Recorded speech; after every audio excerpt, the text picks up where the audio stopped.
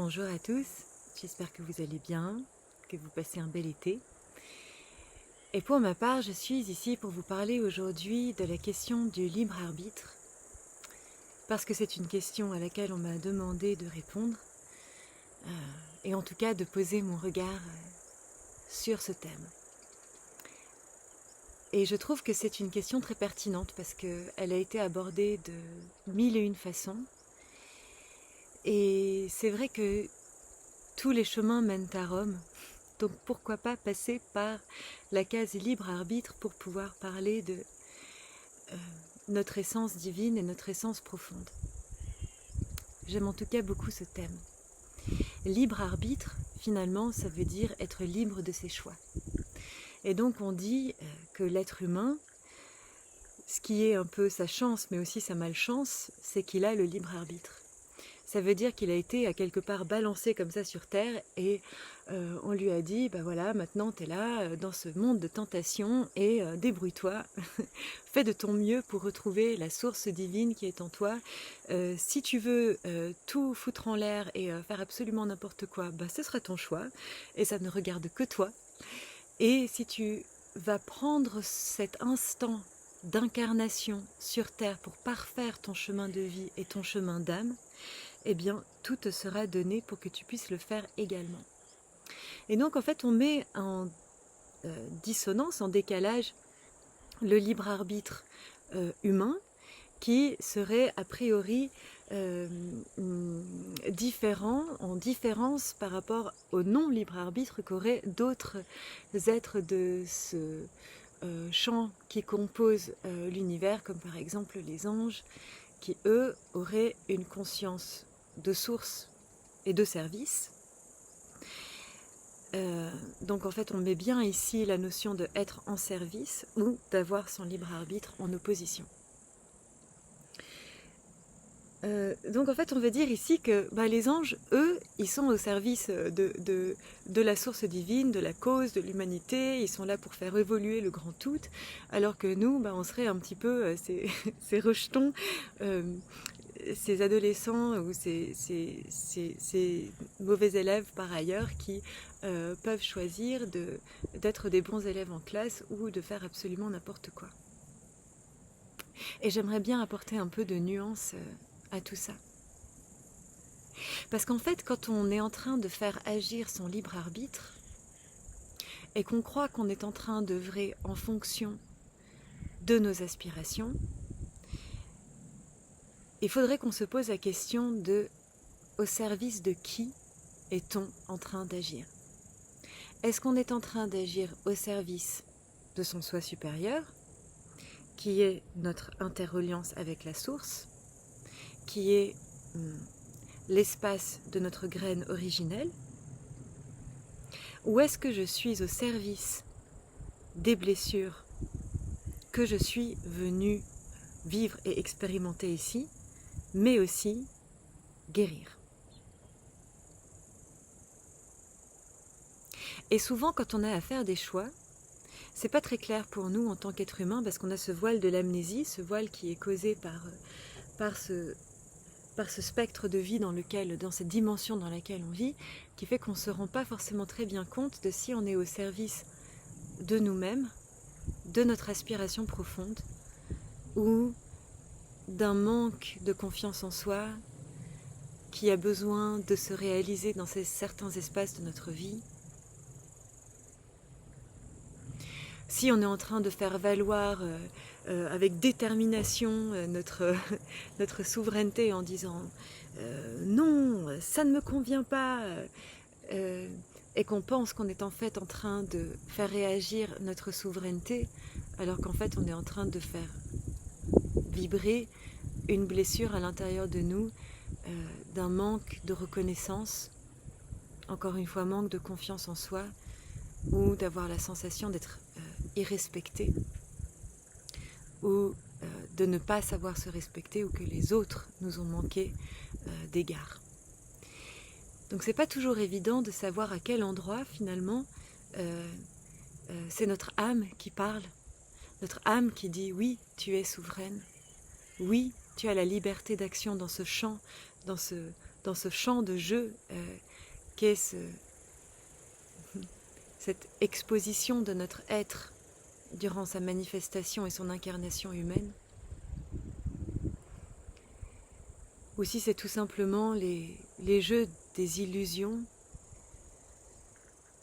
de notre vision qui n'est pas toujours très claire sur ce que nous sommes en train de vivre. Et j'aimerais venir ici vous parler maintenant des notions de la lune et du soleil. Pourquoi est-ce que je vous parle de ça? Parce que j'ai moi-même reçu des initiations solaires, on va dire, ces dernières semaines, suite à mon retour de la Bosnie, qui m'ont fait réaliser. Donc j'étais aux pyramides de Bosnie pour faire un travail là-bas avec d'autres amis travailleurs de lumière. C'était absolument exceptionnel comme expérience et comme vécu, et ces terres sont gigantesques, j'ai pas de mots, et tout ce que j'ai pu y réaliser était énorme.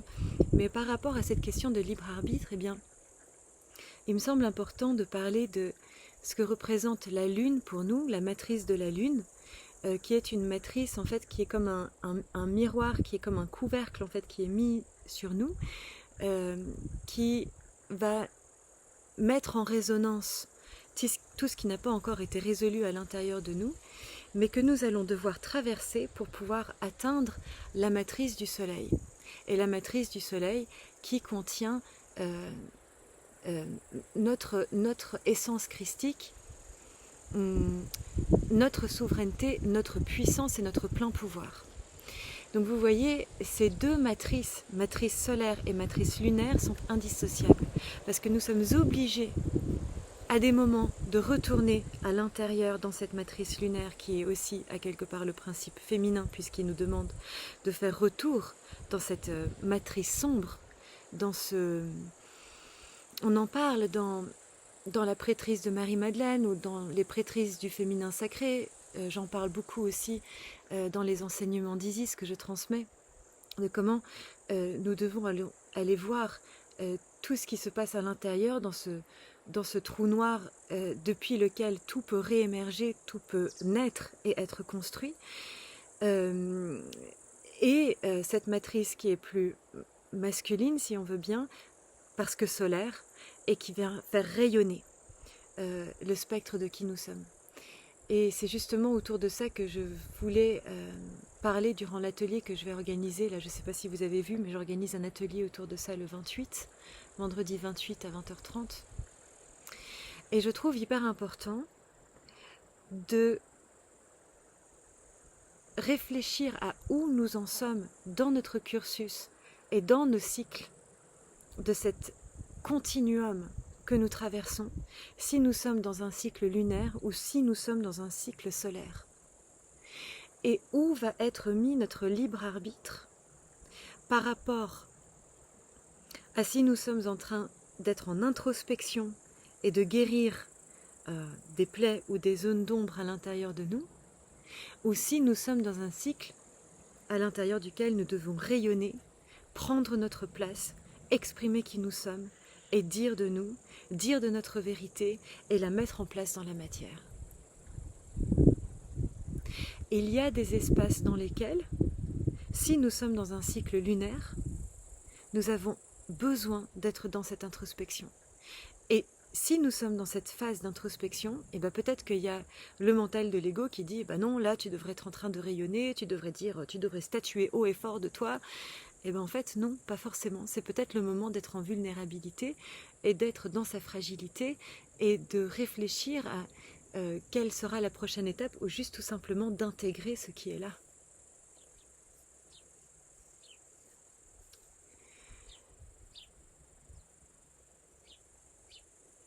Et ce libre arbitre, il nous oblige à traverser ces phases si on veut être en alignement avec. On ne peut pas tout le temps être en train de briller, on ne peut pas tout le temps être en train de manifester. Et il y a des étapes à l'intérieur desquelles on doit juste être avec soi. Dans la petitesse du soi. Et quand je parle de la petitesse du soi, je parle des vibrations de chacune des cellules de notre corps, mais qui détiennent aussi la conscience du tout. Il n'y a aucun règne qui est actif tout le temps. Et c'est tellement important qu'on soit bon envers nous-mêmes et qu'on se laisse le temps d'intérioriser, d'être en intériorisation, ce temps de gestation qui est essentiel à tout processus humain sur cette terre manifestée. Et pour que le supraconscient, pour que cette essence de source dont nous sommes issus puisse venir se manifester et devenir incandescente dans chacune des cellules de notre corps, on a besoin d'espace, on a besoin de vide, on a besoin de cultiver cet espace sombre qu'on peut aussi appeler le néant.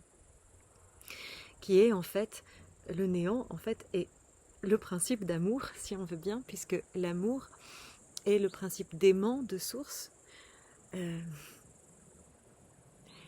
qui vient réaspirer l'être vers son intérieur. L'amour il aspire. L'amour aspire. C'est un aimant.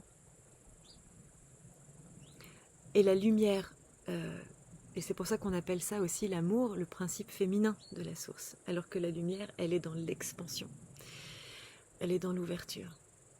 Mais vous voyez, on ne peut pas être tout le temps dans l'ouverture et tout le temps dans la création et tout le temps dans la manifestation. Et c'est parce que nous nous autorisons à être dans cette phase d'aspiration vers l'intérieur de nous, dans ce principe d'amour, que nous pouvons ensuite dire de nous, réaliser qui nous sommes dans la matière et l'exprimer sciemment avec un libre arbitre conscient et incarné.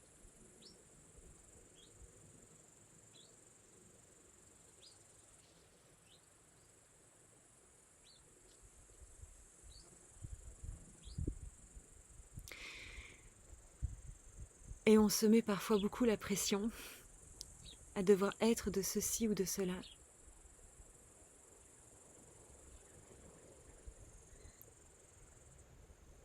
Alors qu'en réalité, quand on observe aussi tous les règnes de la nature, il y a des longues phases de repos, des longues phases d'être, d'hibernation, de perte de ses feuilles, des arbres, de petites morts. Et pour nous, c'est la même chose. Et c'est parce que nous nous autorisons à mourir à l'intérieur de nous que nos cellules peuvent redevenir vibrantes à un autre instant.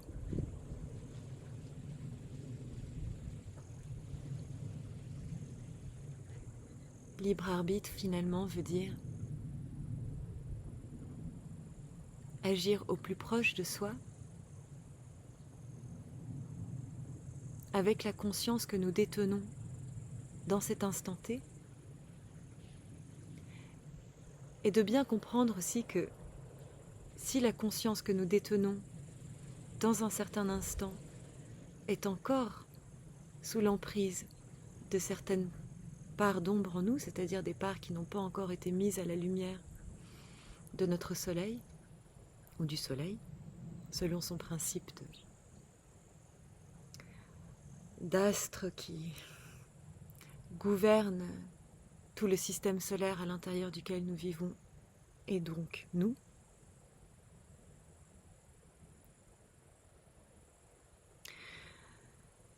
Que si nous n'avons pas encore manifesté ce soleil, eh bien la vie nous apportera des expériences qui vont être justes pour nous, qui correspondent à ce que nous avons besoin de transmuter.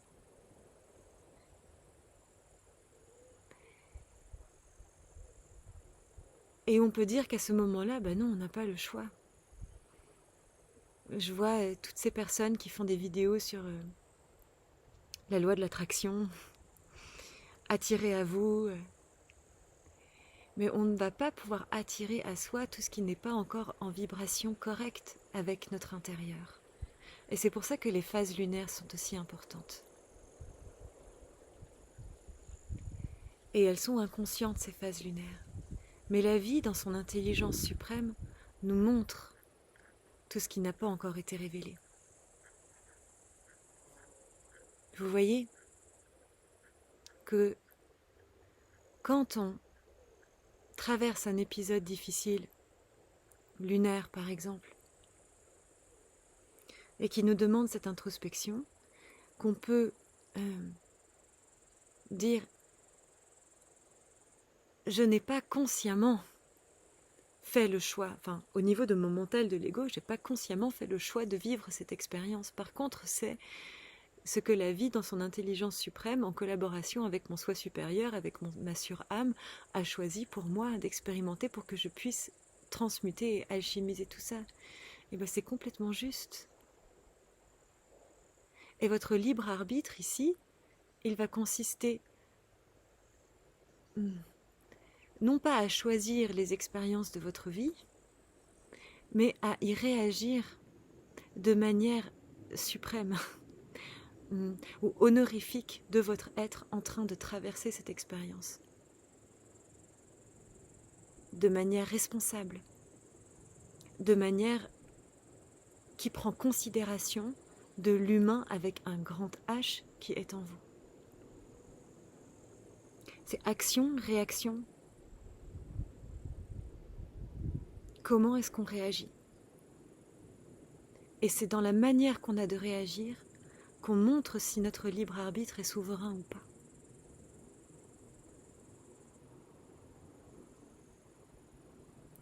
Et ça nous demande beaucoup de discernement, de réflexion autour de qui nous sommes, où nous en sommes dans notre vie. De ne pas mettre la faute sur les autres quand ça ne va pas pour nous, mais de se poser la question où nous en sommes nous-mêmes, dans cette interrelation, dans ces interconnexions, ou dans des liens de codépendance. Qu'est-ce que je veux? Qu'est-ce que je me veux? Qu'est-ce que je souhaite pour moi? Et quelle sera la prochaine étape pour que je grandisse au mieux dans cette expérience, pour que je puisse me révéler à moi-même de manière la plus juste, en faisant justice à l'être que je suis.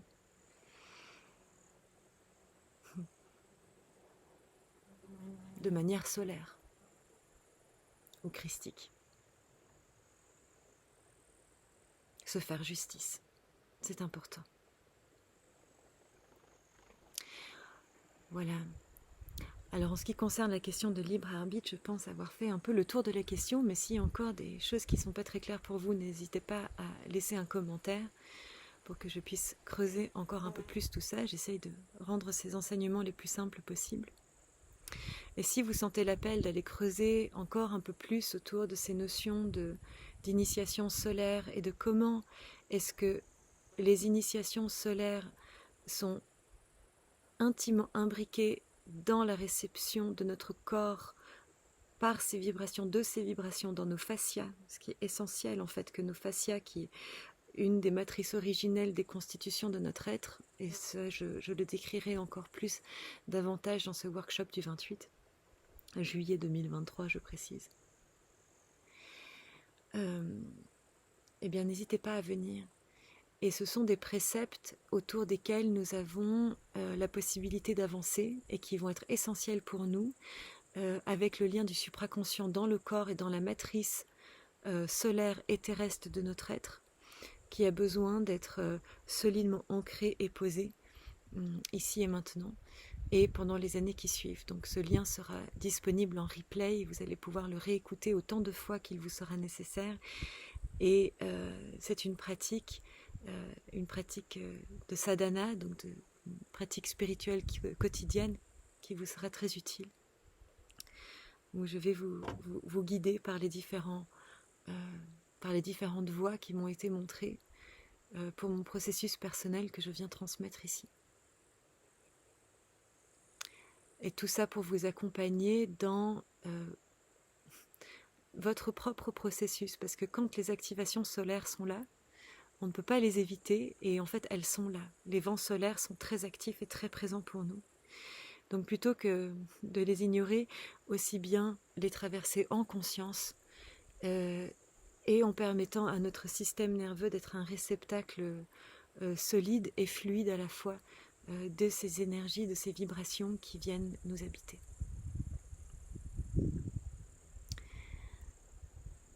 Eh bien, je vous remercie mille fois de votre écoute et j'espère que ce partage aura pu être bénéfique pour vous. N'hésitez pas à le partager, à le liker ou à vous abonner